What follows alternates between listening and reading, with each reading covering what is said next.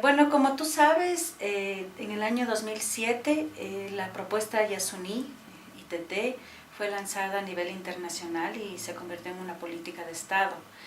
En ese momento dejó de ser una iniciativa que nacía solamente de los movimientos sociales y menos aún una iniciativa que fue, digamos, que estaba en manos del gobierno.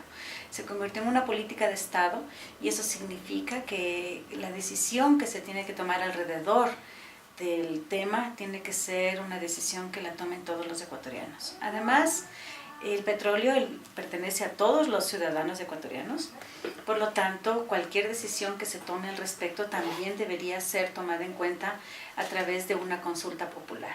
Entonces, por eso es muy importante que se dé esta consulta, porque sería la primera vez que se va a votar, digamos, sobre una política y no sobre un presidente o quién nos va a gobernar o un gobierno local, nada. Esto es un voto que va a definir qué tipo de política o qué tipo de Ecuador es el que nosotros queremos.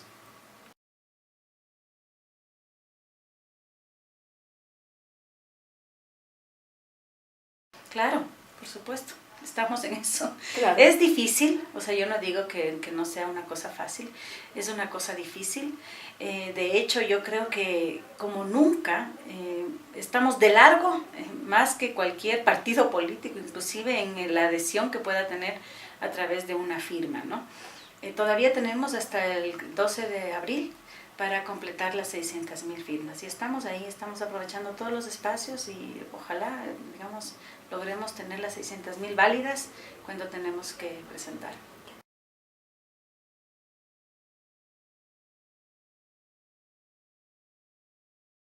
A ver, yo creo que lo que estamos nosotros haciendo es un proceso cuesta arriba, o sea, definitivamente. No solamente porque a lo largo de estos últimos años el gobierno ha desprestigiado al ecologismo, no solamente ha desprestigiado a Acción Ecológica, sino ha desprestigiado al ecologismo y a los defensores de la naturaleza. Eso nos pone en una posición de desventaja, digamos, frente al gran aparato propagandístico que tiene el gobierno. Eso por un lado. No le tenemos miedo, igual por eso estamos en esto. En segundo lugar, a partir de agosto ha habido una acusación directa, digamos, a los Yasunidos de que son violentos, de que son, y de alguna manera, deslegitimando a este interlocutor y a este nuevo actor que son los jóvenes Yasunidos. También eso es una cuesta más difícil de cumplir.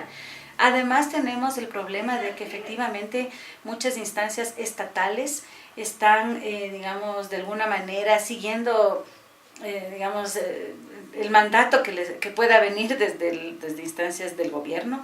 Entonces, por supuesto, nosotros sabemos que el Consejo Nacional Electoral ya hizo un paso, digamos, válido al darnos la posibilidad de hacer la consulta popular, pero también sabemos que corremos el riesgo de que el momento de validar las firmas haya muchísima presión y que esto pueda ser en desventaja de nosotros. También hay que tomar en cuenta que la gente, si bien mucha gente nos apoya, sobre todo en Quito, en Guayaquil, en zonas urbanas, la gente también tiene un poco de recelo, ¿no? De recelo, en primer lugar, por lo que pasó con las firmas, digamos, de esta compra y venta de firmas que hubo hace como unos años, un par de años, pero también porque la gente tiene un poco de miedo a represalias, ¿no? Sobre todo los funcionarios públicos. Temen que si ponen su firma van a ser identificados y obviamente su puesto podría estar en riesgo, cosa que no va a suceder así. Digamos, realmente eso sería ya la exageración más grande, ¿no? Pero sí, muchísimos obstáculos, pero nosotros creemos que sí lo vamos a lograr.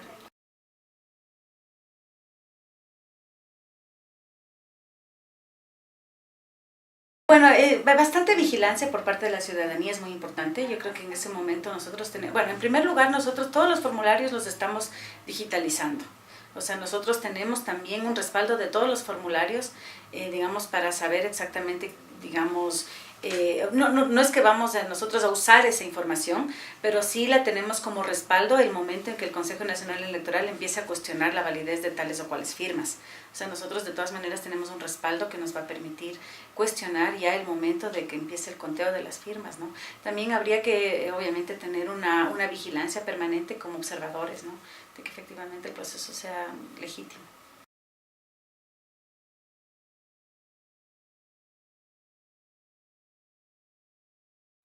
Depende, ¿no? Es increíble porque nosotros ya sabemos, o sea, estamos ya en esto, ¿no? Entonces, cuando tú ves un joven urbano, inmediatamente sabemos que esa persona está absolutamente informada de lo que se consiste el proceso y lo que es el Yasuní y la propuesta, la iniciativa, etcétera.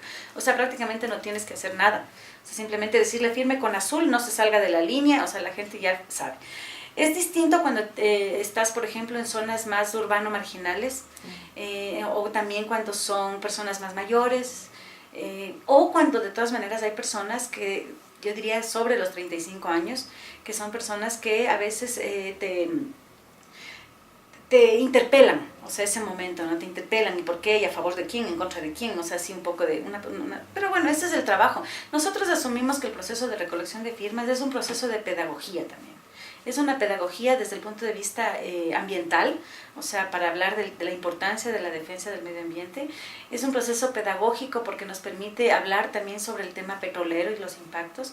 Y es un proceso pedagógico porque yo creo que hay mucha gente que a veces, digamos, piensa que el que haya ganado las elecciones, el presidente de la República, le da la posibilidad de decidir sobre todo. Entonces, el momento en que tú hablas de esto es un proceso pedagógico alrededor de lo que significa la democracia. Entonces, es un proceso bien interesante por eso, ¿no? Porque realmente te permite hablar de muchas cosas. Y solamente para terminar, una cosa bien interesante en esto es el rol de los niños. O sea, nosotros hemos visto que hay niños que prácticamente les obligan a los papás a que firmen ese rato.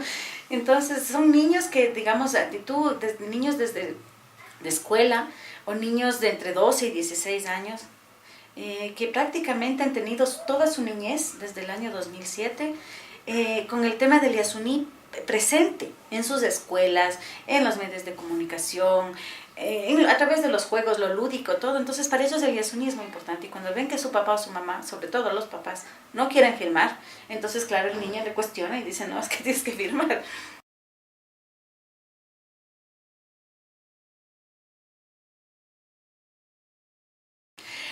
A ver, yo creo que es muy importante que el ciudadano común, digamos, ¿no?